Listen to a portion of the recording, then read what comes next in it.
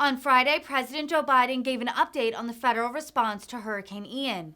The storm left catastrophic damage in southwest Florida and has now made landfall in South Carolina. Biden said he has been in contact with local officials, including Governors Ron DeSantis and Henry McMaster.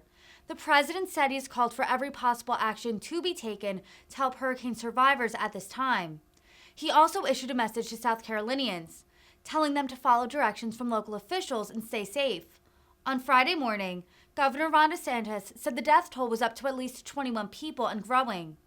During his speech, President Biden also took aim at Russian President Vladimir Putin for conducting sham referendums to annex Ukraine. Biden promised to announce further sanctions on Russia later today. With the devastation caused by Hurricane Ian in Florida and the storm just hours away from hitting South Carolina, as some parts are already hit, I want to update you on what we've done since I last spoke to you on this 24 hours ago. I've directed that every possible action be taken to save lives and get help to survivors, because every single minute counts. It's not just a crisis for Florida. This is an American crisis. We're all in this together, and I've spoken to Governor DeSantis on multiple occasions, as well as this morning, and as well as mayors and county officials, both Republican and Democrat, from the places most affected. And I spoke with Governor McMaster of South Carolina this morning as well. Last night, I received a request for an emergency declaration from Governor McMaster, which I approved right away, just as I did for Florida. This allows for immediate federal funding for the state to shelter people and provide other essential support. By approving it early, ahead of the storm's landfall in South Carolina, we can get supplies in and provide shelter if necessary. My message to the people of South Carolina is simple. Please listen to all the warnings and directions from local officials and follow their instructions. And as you all know, the situation in Florida is far more devastating. We're just beginning to see the scale of that destruction. It's likely to rank among the worst of the nation's and the worst in the nation's history. You have all seen it on television, homes and property wiped out. It's going to take months, years to rebuild. And our hearts go out to all those folks whose lives have been absolutely devastated by this storm. America's heart is literally breaking just watching people watch it on television. I just want the people of Florida to know we see what you're going through and we're with you. We're going to do everything we can for you. I say to the rest of Americans, just imagine yourself in that situation. Water rising, walls collapsing, streets turned literally into rivers, charter boats on top of automobiles, watching the home and the community work so hard to establish, literally washed away. And folks across the country are now waiting to hear from parents and grandparents who live in Florida, just hoping and praying they're okay. At my direction, we pre-deployed the largest team of search and rescue experts in recent history, because so many of the rescuers need to take place now, need to be there in place now, in the water now. And the United States Coast Guard has been deployed as well. 6 fixed-wing aircraft, 18 rescue boats and crews, 16 rescue helicopters, which were in the air all day yesterday and are at it again today. Working with the Defense Department, the National Guard, state and local first responders, they've rescued 117 people on the southwest Florida coast and Fort Myers and Naples so far. Just this morning, I spoke personally with the Lieutenant Commander of the Coast Guard, Christopher Hooper, who is leading the search and rescue operation there.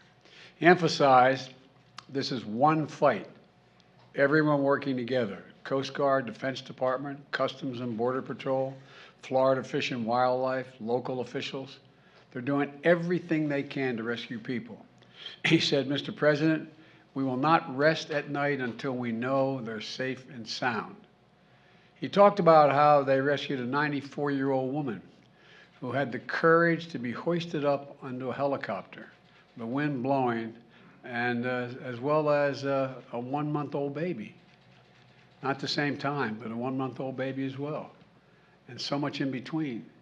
He also spoke to aviation survival. I also spoke to aviation survival second class technician, second class, Zach Lesh, who described how difficult the decision is for people to leave everything and come to safety. I told him how proud of him I was and thanked him for all the work he and his coasties are doing to save lives. I'm grateful for the brave women and men, federal, state, and local folks working so hard. They're all working as one team. Hear that from the governor as well as from the federal folks. In the past 24 hours, my administration has approved 4 more counties in Florida for individual disaster assistance, in addition to the 9 counties we had announced yesterday. And what that means is the federal government is covering every cost, 100% of the cost, to clear the massive debris left in the wake of the hurricane in these counties. And all needs to be cleared out for communities to begin the hard work of trying to get back on their feet. That declaration also means that we will cover all the extra costs for emergency personnel who are saving lives and providing for public safety. Because phone lines and internet might go out, FEMA is registering people directly to be able to get help. They're setting up disaster recovery centers and shelters all across the state so we can get survivors registered for the help they need as quickly as they can possibly get it. And if you can't get to a center, we're sending out mobile teams into communities to meet people where they are. Getting the power back on is also critical. I want to recognize, and this is, I think, impressive, 44,000 utility workers and restoration personnel from 33 states and the District of Columbia who are working around the clock to help get power back on for millions of Floridians who've lost it. I've ordered more than 400 personnel from the Army Corps of Engineers to Florida with more than 250 generators to enable power supplies for key locations like hospitals and shelters. And last night, my Homeland Security Advisor met with the electric sector leaders to ensure that they're coordinating with owners and operators of the grid so nothing will stand in the way of getting the power back on. Yesterday, I was briefed by the leaders of FEMA, the Coast Guard, the Army Corps of Engineers, and other organizations that are at the tip of the spear right now. I directed them to provide me with information on where housing and health facilities and power and cell service and other critical infrastructure has been most affected so we can prioritize and focus our efforts and expand them where the help is needed the most. In addition to what we're doing for Florida and South Carolina, we remain focused on recovery efforts in Puerto Rico as well. And I will say it as long as we're going to stay with it and stay at it, as long as it takes. I spent a lot of time with people in the aftermath of disasters. I have immense gratitude for the first responders and emergency crews who always show up no matter what. At times like these, Americans come together. They put aside politics. They put aside division, and we come together to help each other. Because we know if it were us who just lost our homes or a loved one, we'd hope people would show up to help us as well. Red Cross volunteers as far away as Oregon and the Dakotas, and utility workers from Minnesota and Nebraska and Vermont have traveled to Florida in the past few days to help do whatever they can. That's America. That's who we are. We're going to keep doing everything we can, and we'll do it as the United States of America. So God bless all of you who are hurting. May God protect the troops and all those brave souls risking their lives and fellow Americans. I want to say one more thing. I want to also speak to Mr. Putin's remarks this morning. You know, America and its allies are not going, let me emphasize, are not going to be intimidated, are not going to be intimidated by Putin and his reckless words and threats. He's not going to scare us, and he doesn't, or intimidate us. Putin's actions are a sign he's struggling. The sham referenda he carried out, and this routine he put on. Don't worry, it's not on there if you're looking. Okay. The sham routine that he put on this morning, that's showing the unity and as people holding hands together. Well, the United States is never going to recognize this. And quite frankly, the world's not going to recognize it either. He can't seize his neighbor's territory and get away with it. It's as simple as that. And they're going to stay the course. They're going to continue to provide military equipment so that Ukraine can defend itself and its territory and its freedom, including additional resources that the Congress is going to give me today of $13 billion more to help the Ukrainians defend themselves and fight back. And we're fully prepared to defend. I want to say this again.